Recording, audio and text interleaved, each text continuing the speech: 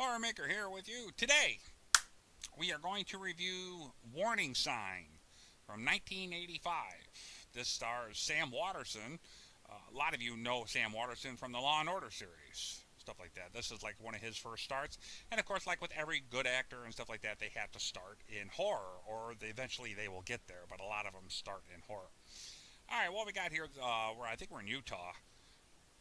Biotech building. Of course, you know this is some kind of plant where they make some kind of viruses. They're working on plant growth, and a vial breaks. A guy steps on it and releases a virus inside the building. Security catches it out. The whole plant goes into lockdown. All right. Now we're dealing with two different types of people here. We're dealing with the people that had the virus around them and the people that are trapped in the building that don't have the virus. All right, the security guard, which is the female, which is actually Sam Waterston's wife. Sam Waterston plays the sheriff of the town.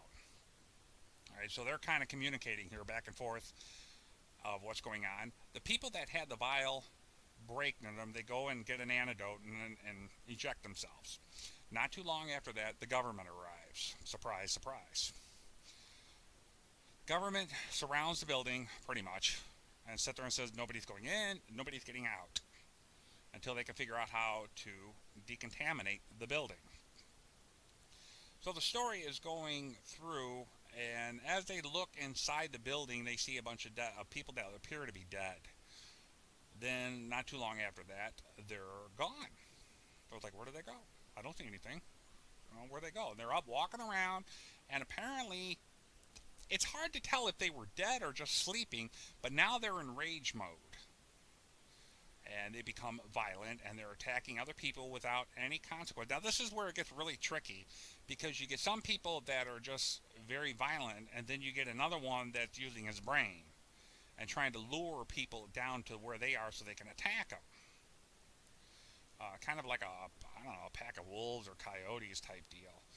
So Sam Waterston finds a scientist that no longer works there but started this whole thing, brings him into play there. They got to get into the building so that way they can try, because apparently the antidote does not work. The antitoxin is what they call it. It doesn't work. But for some reason, the security guard, Sam Waterston's wife, is not infected. She's dealing with the people. She's got, I call him Rizzo because it's a guy from MASH.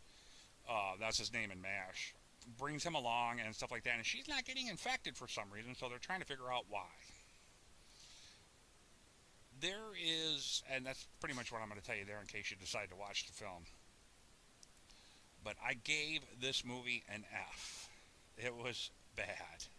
Pretty bad. And what's bad about it is the acting is okay. Alright, you can deal with the acting. There's not much blood in it at all. You might as well take a bottle of ketchup and just throw it around and stuff like that, and there's your blood effect right there. But the whole government thing surrounding the building, for instance, that the government is there, you see some army men. Later on in the film, the townspeople are upset because they're not getting any answers or anything. They come by, they overpower the army to bust into the place. They got a welder. It's like, come on, I don't care if this is a 1985 film, you're not going to overpower the government! My lord!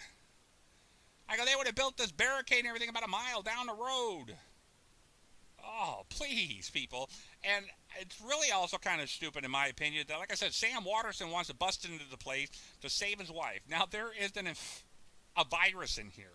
I don't care who you are in this world, and I love my wife and my family and stuff like that.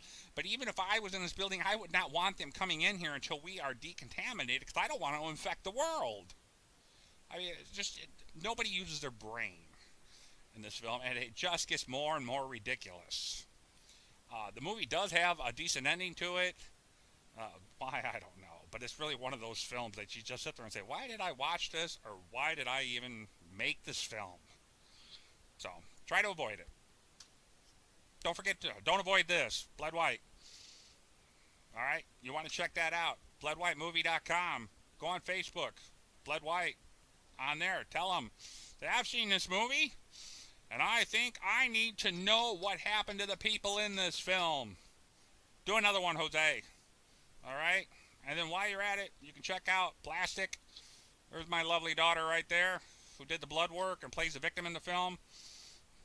watch that one. Tell Jose what you think of that one too. So forth. Anything else? No. Can't think of anything. But you can email me at horrormaker.com. Horrormaker at hotmail.com. And tell me what you think. If you've seen Warning Sign from 1985, please tell me what you think.